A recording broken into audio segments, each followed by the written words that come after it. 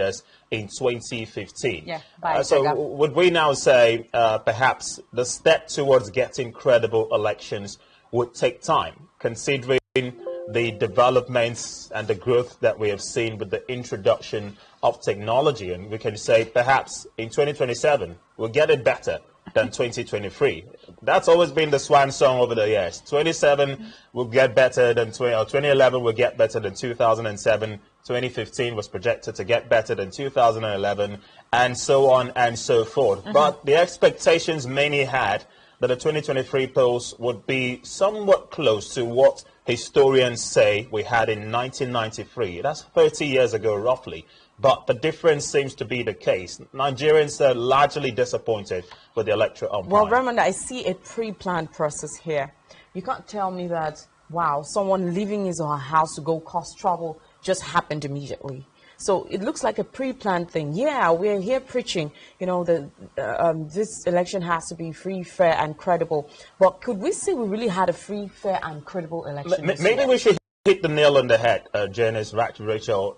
The APC, the All Progressives Congress, seem to have been fingered in a bulk of the irregularities that have been reported across different parts of the country.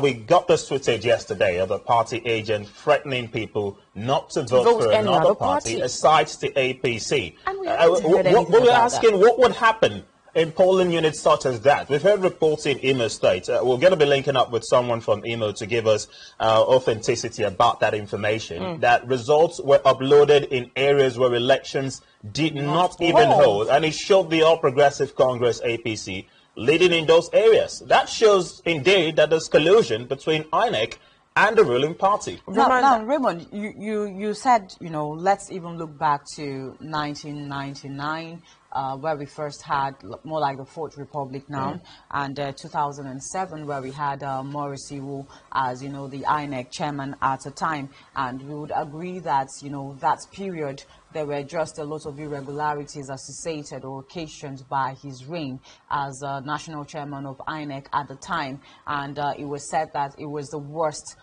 you know, administration, and it was the worst for the electoral body at that point because they could not give us a credible election. And almost because of that, you know, Maurice Iwu was taken off the office, and we had the likes of Professor Jega come on board. And his reign also brought in you know, the introduction of the card readers, which Nigerians thought that, okay, so this is going to curb a lot of irregularities in terms of vote buying, in terms of, what do you call it now, maybe multiple voting and all of that. And I know that there was just so much excitement for Nigerians when the card reader, the introduction of the card reader came, but the card reader on its own too, at some point, you know, had a lot of irregularities as well. And then we are having a Professor Mahmoud Yakubu that has come with the Beavers machine, and I know how Nigerians were pumped up, you know, with so much expectation as to how the Beavers is going to do the magic, coupled with the introduction of the, you know,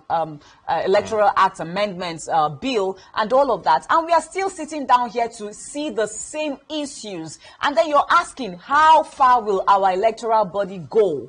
How far, when will we begin to have a perfect election where we see that there's minimal occurrences of some of these irregularities? Because the same irregularities we are seeing today, if you ask me, is even worse off than what we saw in the time of Jega. So when will we get to that point where they say that, okay, we are having a near perfect, you know, elections? The use of technology, of course, with the advancements we've seen in different elections, as you've said, had huge expectations on the part of Nigerians that things would actually improve. Well, let's go back to the card readers. Back in 2015, former President Goodluck Jonathan himself was not accredited because of the failure of the card readers. But because of the provision of the manual means of accreditation, eventually got accredited and went on to vote. Yesterday, it was Governor Nyesom Wike's turn.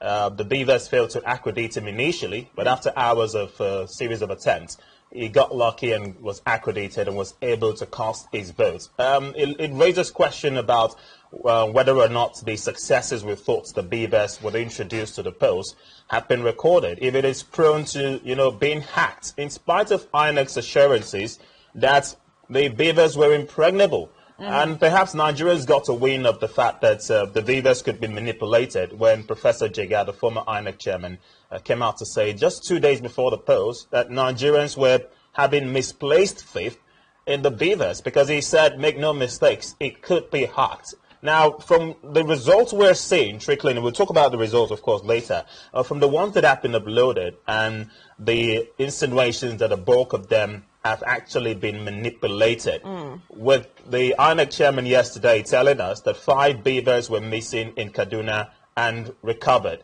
2 missing in Osun and replaced. Who's to say that those beavers were not manipulated to allow for voting irregularities, like underage voting, for instance? How in the world were kids captured and allowed to cast their vote when they were not up to the age of exercising their franchise? Vernon, if you asked that question Rachel at that said point, They said they were stunted.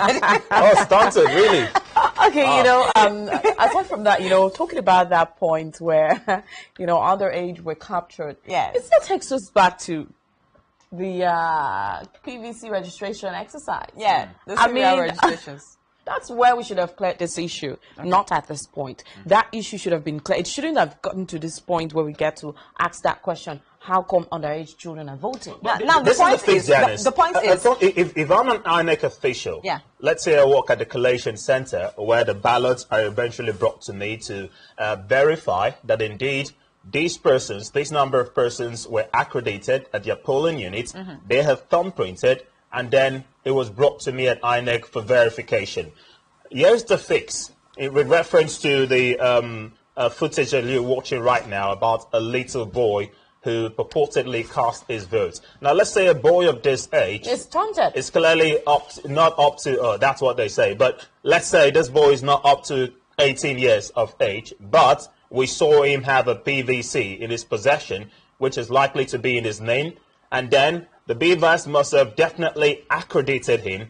He must have thumbprinted, and then this ballot papers will be sent for checks and verification to prove that someone had voted. If I see a thumbprint of this boy on the ballot and it was well cast, you cannot invalidate such a vote because there's a thumbprint there.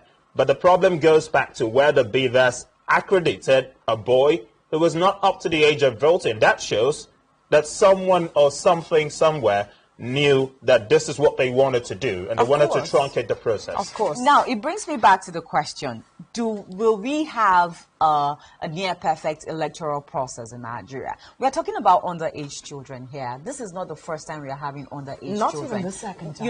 Even when we started having the manual accreditation of voters and everything, we still had, issues of underage children. Especially when we had the card readers. Yes, when we had the card readers, we still had the issue of underage children. And now we are having Beavers machine. We are still having the issue of underage children. You know what surprises me? This is happening in 2023. And we've had these issues way back. We've had it in 2015. We had it in 2007. This is happening in 2023. Now, this year's election was so much anticipated that you would think it's going to be perfect.